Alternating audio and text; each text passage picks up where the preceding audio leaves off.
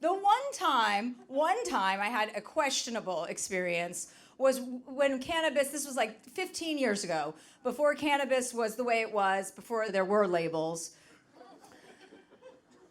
And a man had given me a cookie, and I ate that cookie.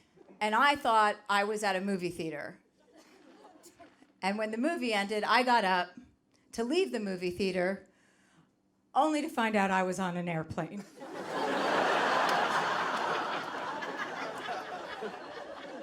That was shocking.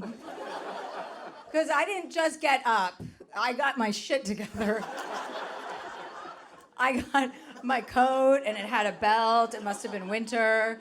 And then I got my bag out of the overhead bin and pulled it down as if that's how you leave a movie theater. It never occurred to me, this isn't what you've ever done leaving a theater before. It was rote. I was like, oh, I better get my bag, I better get my things. And then I was like, yeah. Up the aisle, straight to the little window that you look out if you're trying to escape.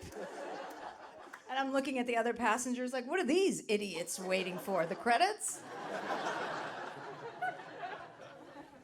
And I was staring out that little bagel window, like, what? And then I feel tap, tap, tap.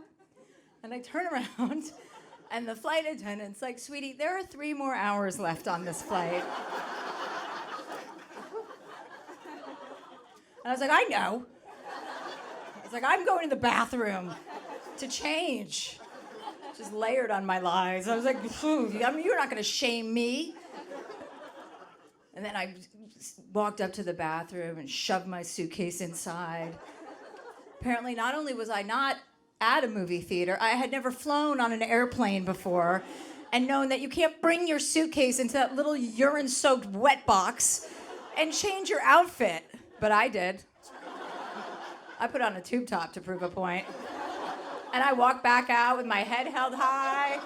I was like, do not make eye contact, you are a queen!